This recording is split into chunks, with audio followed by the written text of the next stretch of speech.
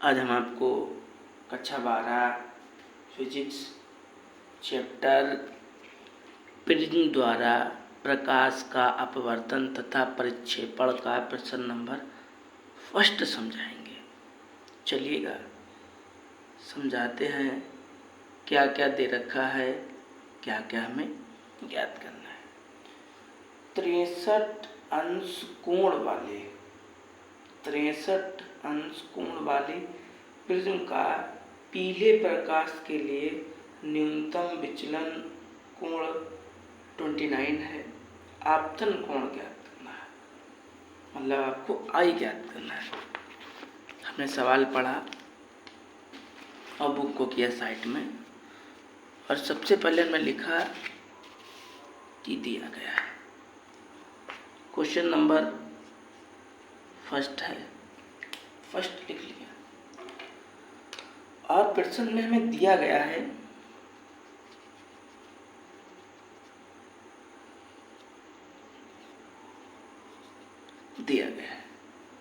क्या दिया गया है, तो लिखो दिया है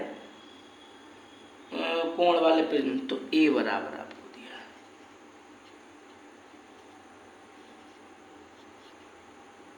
ठीक है, ए बराबर आपको इतना दे रखा है। फिर आगे लिखा है कि न्यूनतम विचलन कोण 29 है, तो लिखिएगा डेल्टा एम बराबर 29। ठीक है, जो आपका प्रश्न आए कभी पढ़ने में, तो प्रिज्म का कोण होता है ना, जब भी प्रिज्म का कोण लेके आए तब आप उसे ए बराबर लिखना। जब अल्पतम विचलन कोण लिख के आए, न्यूनतम विचलन कोण लिख के आए, तब उसे डेल्टा एम बोलते हैं। इसे ऐसे बनाते हैं, देखो ऐसे बनाते हैं, ऐसे करके, ठीक ऐसे बनाते हैं डेल्टा एम।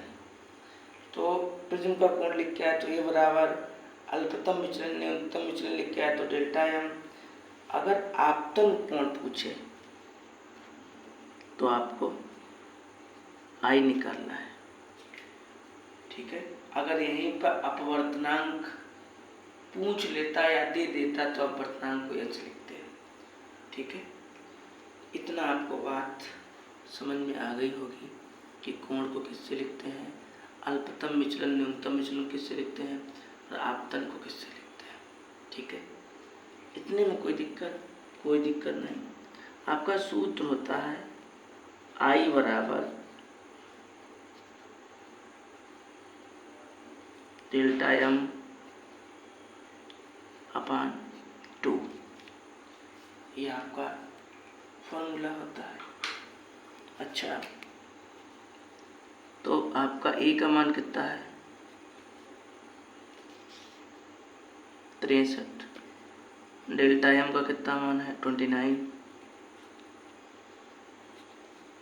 ठीक है, इन दोनों को जोड़ दीजिए तो 92 हो जाएगा, 92 हो जाएगा। और अपान में 2 है तो 2 का भाग कर दीजिए आप, 4 दूनी 8, 1 बचा, 6 दूनी 12, तो कितना आ गया,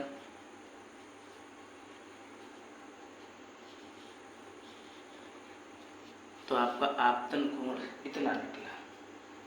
आपका आपतन कोण बराबर कितना लिखा, इतना।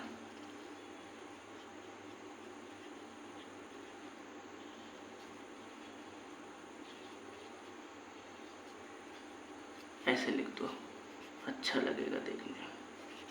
ये आपका आंसर हो गया। ठीक है, बढ़िया प्रश्न था।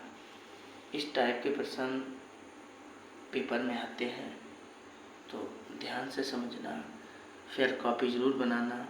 इसका पहला क्वेश्चन हमने लगा दिया है, और क्रम बाय क्रम हम पहला दूसरा तीसरा जितनी भी वीडियो है वो अपलोड कर देंगे। ठीक है, लेकिन आप ध्यान से लगाना, समझ के लगाना और फिर कॉपी जरूर बनाना। ठीक है।